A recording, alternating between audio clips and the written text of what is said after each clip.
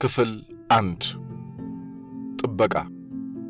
ቤቴ አልጋዬ ላይ እንደተቀመጥኩ የሚናፍቁኝ በመስኮት የማያቸው ከፊት ለፊቴ የተዘረጉት የሽንኩርትና የአበባ መደቦች ሳይሆኑ አይነ ህሊናዬ ውስጥ እንደ ክር ተተብትበው በጠዋቱ አመዳይ ስር የሚናወዙት የሰፈሬና የከተማዬ መንገዶች ነበሩ። በተለይ ጧት፣ ከጧቶች በተለይ ደግሞ እሁድ ጧት በተለይ የሰፈር ሰው ከእንቅልፉ ሳይነሳ ግራጫው የመድኃኔዓለም ደወል ሳይመታ ጤዛው ፏ እንዳለ የሰው ኮቴ ሳያደፈርሰው ሳር ላይ ያንቀላፋውን የጠል መስታወት ጉሮሯቸውን በማህሌት የሳሉ ወፎች ሳይቀምሱት ያን ጊዜ እወጣለሁ። ብዙ ሰዎች የፀሐይን መውጣት ቤታቸው ውስጥ ሆነው ይጠብቃሉ።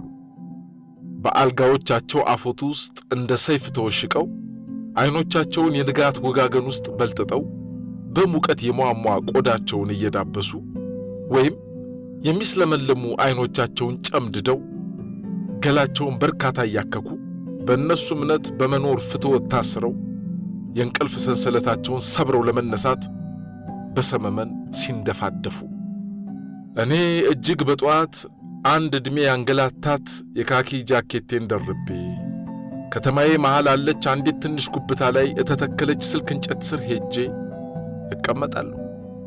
ግራና ቀኝ አይኖቼ ብብት አተር የሚያካክሉ አይናሮች ከአንደኛው የአፌ ጥግ ምናልባት ከቀኜ የቀኜ ፊቴን ወደ መስኮት አዙሬ በቀኝ ጎኔ ስለምተኛ ወደ ተዘጋው ብዙ ነገር መስማት ወደ አላማረው ጆሮዬ የሚቃጣ የልጋግ ሰንበር ሰፍሳፋ የጧት እግሮቼ ሁሉን ነገር በቀስታና በፍርሃት ይረግጣሉ። አልጋዬ ውስጥ በብልኮ የተሟሟቀችውን ቂጤ እዚያው እርጥብና ቀዝቃዛ ሳርና አፈር ላይ ስታርፍ ጮቄው የሚፈጥረው ውጋት ባሰር ሳሬ አልፎ ማጅራቴን ይሰማኛል። ግን ግድ ሰጥቶኝ አያውቅም። መጠበቅ እፈልጋለሁ። ፀሐይ ስትወጣ ጸዳሏን ማየት እፈልጋለሁ። ዙሪያዬን የአቧራና የድንጋይ ሜዳ ነበር። የሜዳውን ከፈፍ ከተወለድኩ ጀምሮ ትልቅ እስከሆን ድረስ ምናቸውም ያልተለወጠ የቆሻሻ ጭቃ ቤቶች ሰልፍ ይዞሩታል። በአራት ማዕዘን ክትር የተለያዩ አይነት ሱቆች፣ መጠጥ ቤቶችና መኖሪያ ቤቶች ተደርድረዋል። በሮቻቸው ሁሉ ወደ መሃል ያፈጠጡ ናቸው። በግራ በኩል ያሉት ብዙዎቹ የእህል መሸጫዎች ናቸው። ከየመሃሉ መደርደሪያቸው በከፊል የተራቆተ ግን የሚሸጡት የማያጡ ሱቆች አሉ። በስተላይ ቀጭን መንገድ ነበረች ወደ ሰሜን ሆቴል የምትወስድ። መታጠፊያውም ላይ እንጢቆ ዙፋን መኖሪያ ከተማው የሚጥልባትን የተረት አመድ ለብሳ ማታ ማታ ቤቴ ለመሄድ ከመነሳቴ በፊት ጊዜውን እንደ ሰዓት የሚነግረኝ የእሱ አሳዛኝ ጥቁር ፉጨት ነበር። በታች በኩል የሙስጠፋ ሻይ ቤትና በወረቀት የተሞሉ ሁለት የመንግስት መስሪያ ቤቶችና ጥቂት የእህል መሸጫዎች ነበሩ። እነዚህ ሁሉ የከበቡት የአቧራና የጠጠር ካሬ በትክክል ከመሃል በኮረኮንች ጎዳና ይቀደዳል። ፊቱን ወደ ሙስጠፋ ሻይ ቤት ላዞረ ከአውራጃው ከተማ ወደዚች ወረዳ ከተማ ለሚመጣ መግቢያው በስተግራ ይሆናል።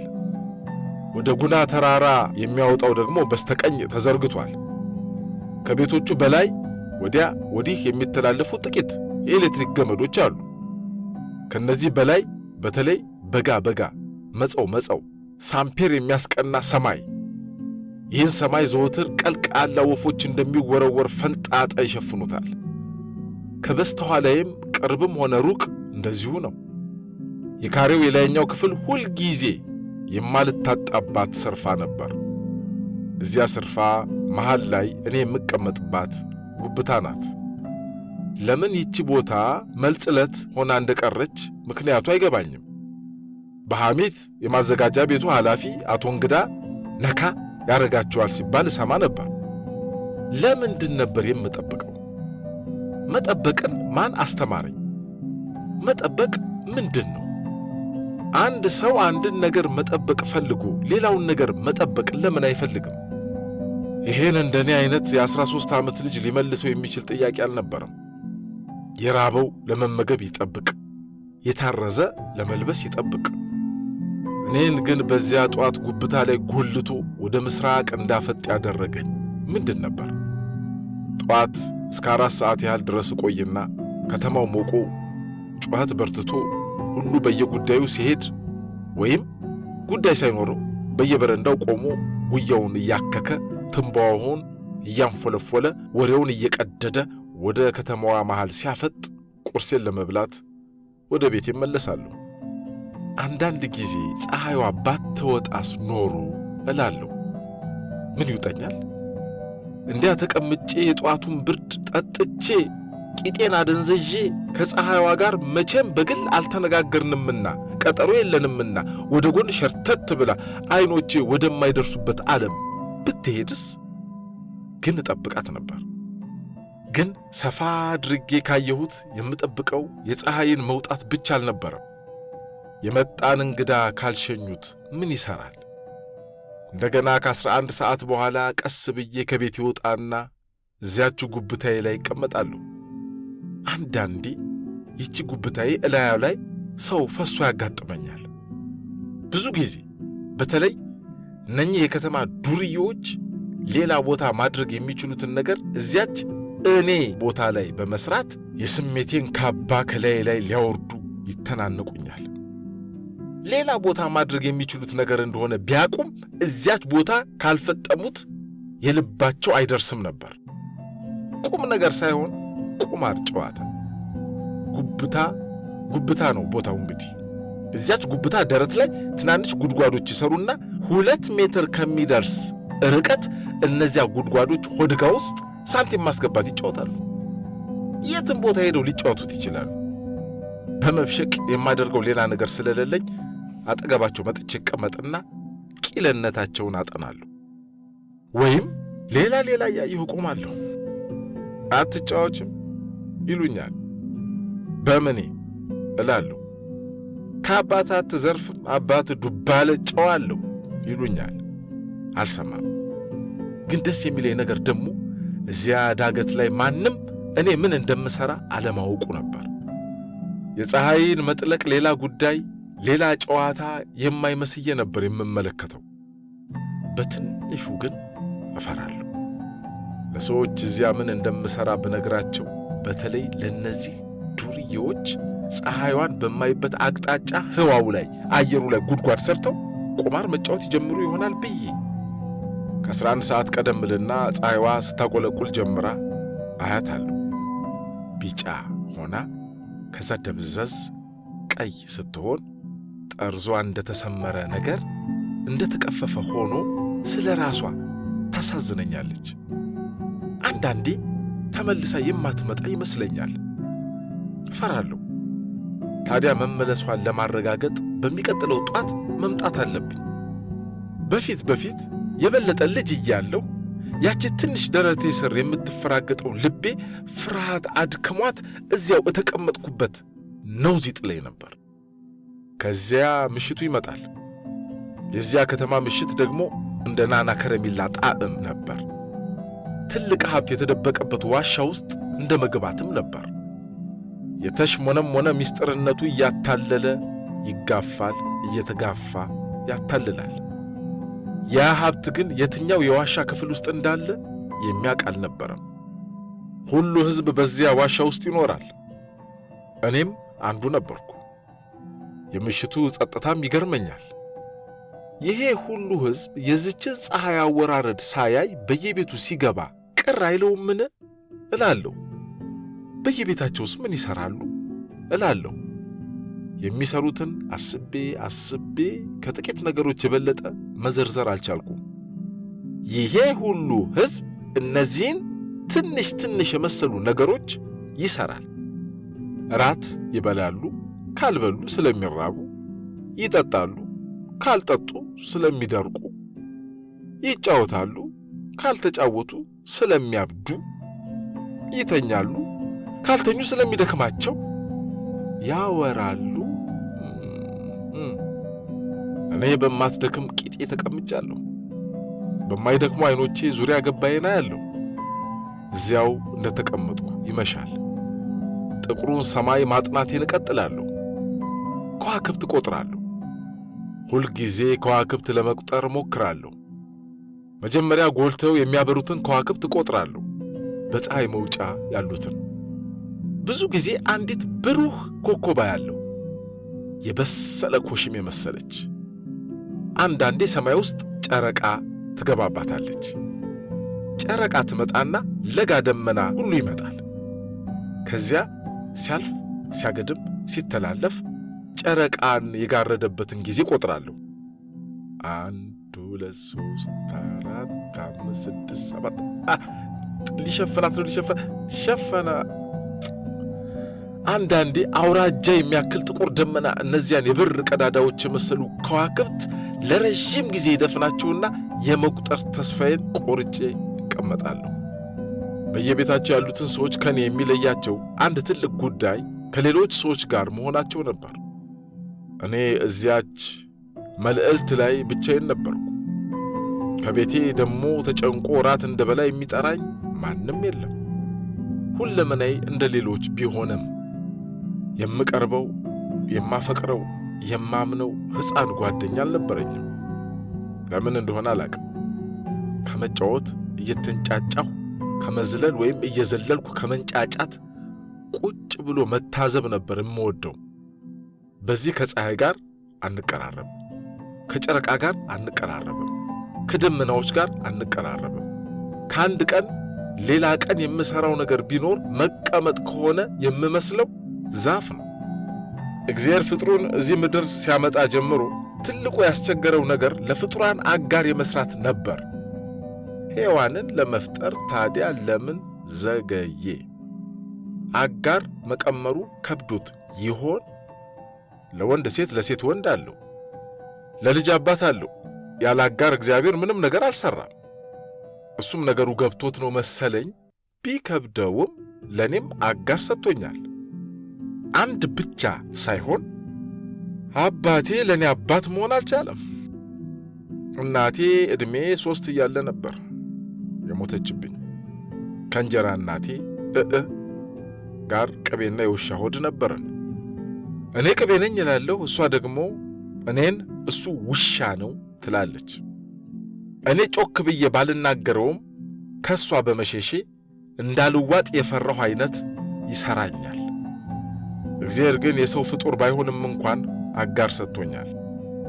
ያቺ ሚና በሁለመናዋ አጋሬ ነበረች። ልቁጠራቸው።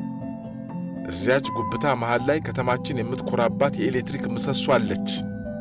አንድ ከቁንጯ ክብ ጠፍጣፋ የቆርቆሮ ባርኔጣ ከዶፍና ከፀሐይ ሞገድ የጋረዳት። ከኤሌክትሪክ ምሰሶዋ አናት ትንሽ ዝቅ ብሎ ደግሞ ሻማዋ ከባድ ያልሆነ አምፖል አለች። 2 ያቺ አምፖል ሁልጊዜ ማታ ማታ እንደበራች ነበር። ከተማው ውስጥ ያለችው የመንገድ መብራት እሷ ብቻ ናት።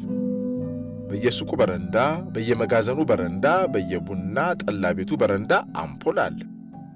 ከተከፈቱ ቤቶች የሚወጣ ብርሃን አለ። ይህች መብራት ግን ልዩ የሚያደርጋት ሁል ጊዜ የምትበራው ከኔ ጭንቅላት በላይ መሆኑ ነበር። በድፍን የጨለማ ድድ ላይ የተንጠለጠለች አንዲት የፊት ጥርስ ናት። አትሞቅም፣ ግን ለኔ የምትሞቅ ይመስለኛል። ብዙ አታሳይም፣ ግን መብራት ከጀመረች ጀምሮ ከምሽቱ 12 ሰዓት አብሬያት ስለመሆን ለኔ ወጋገን ነበረች። ለመሆኑ ቤተሰብ አለ? አዎ፣ ቤተሰብ ከ3 ሰዎች የተገነባ ነበር። አባቴ፣ ሚስቱ እና የሚስቱ ልጅ። አባቴና ሚስቱ አላከብራቸውም። ስለማላከብራቸው አልፈራቸውም። የእንጀራ እናቴ ልጅ ግን ደግ ትመስለኝ ስለነበር በመጠኑ ቀርባታለሁ። ብዙ ጊዜ ስለማመሽና አምሽቼ ስለምመጣ ቤቱን ይዘጋጉትና የክፍሌን መስኮት ብቻ ክፍት አድርገውት ይተኛሉ። የተራረፈ እራት ካለ እህቴ ናት ብዙ ጊዜ የምታስቀምጥልኝ። በትንሽ ሳህን መኝታ ቤቴ ውስጥ አገኝና በልቼ እተኛለሁ። ብዙ ጊዜ ግን አያሰኘኝ። ጠዋት፣ ከሰዓት፣ ማታ፣ ከሰኞ እስከ እሑድ ሽሮ መብላት የሚወዳለ ይሰለቻል።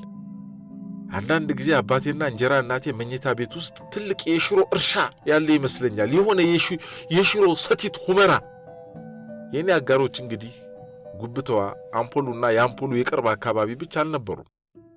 ሲመሽና አምፖሏ ስትበራ ብርሃን እየሳባቸው ወደዚች መብራት የማይመጡ የነፍሳት አይነቶች አልነበሩም።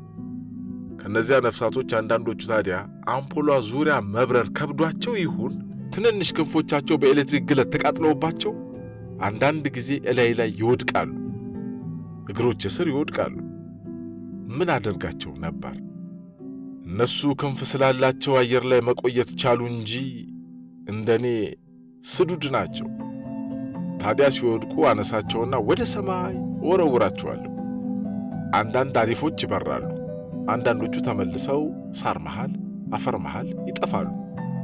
መልሻ ጊቼ በወረውራቸው መብረር አይችሉበትም። እዚያች አምፖል ስር ከተለማመድኳቸው ችሎታዎች አንዱ የወደቀ በራሪ ነገር ከመሬት አንስቶ እንዲበር የመገፋፋት ነበር። ብዙ ሰው የሚሆንለት አይመስለኝም። ብዙ ሰው ሞተዋል ብሎ የሚያልፋቸውን የእሳት ራቶች ተንከባክቤ ወደሚመኙት አየር ውስጥ አስገባቸዋለሁ። ተስፋ የሚቆርጡ ያጋጥሙኛል። እጄ መሃል አስቀምጬ ስነካካቸው ዝም ብለው ይተኛሉ። ወይም በእጄ ላይ በቀስታ እየሮጡ ሄደው ወደ መሬት ይወድቁና ሰፋፊ አይኖቻቸውን በሳርና በአፈር ኩረት ጠልለው ይናውዛሉ። እነዚህን ብዙ ጊዜ ጠዋት ላይ ስመለስ አላገኛቸውም። በህሊናዬ ትናንት ማታ ከእጆቼ ላይ ወድቀው ወደ አመለጡኝ የጠፉት በራሪዎች በዚያ የከተማዋ አደባባይ ላይ የሚገዛው እንደጠፋው ወይ ዋጋ እንደተወደደበት ገበያተኛ ሲንከራተቱ የሚውሉ እየመሰለኝ አዝናለሁ። ቤቴ በመስኮት ዘልዬ ገባና ልብሴንም ሳላወልቅ እተኛለሁ። አልጋዬ ያረጀች ሽቦ ነበረች። መሃሏ ዘግጦ አንዳንዴ የቅብጠት ስዘልባት መሬት ተነካለች። ሽቦውን ሞንጭጮ የያዘውን ብረት በቁልጫ አይነ ምድር ቡናማ ቀለም የተነሰነሰበት የመሰለ ነበር። የገዛችው እንጀራ እናቴ ናት። ከዚህ በፊት የምተኛው መሬት ነበር። አባቴ አዲስ ምቹ የሆነ አልጋ ሊገዛልኝ ሲል የቦንዳ ምን የመሰለ ሽቦ አልጋ አግኝቼለታለሁ ብላ 10 ሳንቲም በተከፈለው ኩሊ፣ ያኔ ኩሊ ነበር የሚባለው፣ ያን የዛገ ነገር አሸክማ መጣች። እኔ ደግሞ አልተነጫነጭኩም። ማን ሊሰማ? አልጋውን ሳሎን ዘርግታ አፏን እየዳበሰች ከንፈሮቿን እየነከሰች ባድናቆት ስታወራ ዝም ብዬ አይ ነበር። አፏን፣ ፊቷን፣ አልጋውን። አባቴ ሴትየዋን ለምን እንደሚያምናት አይገባኝም። እንጀራ እህቴ ግን የምትተኛው በጣም በሚመች አልጋ ላይ ነበር። አልቀናሁባትም።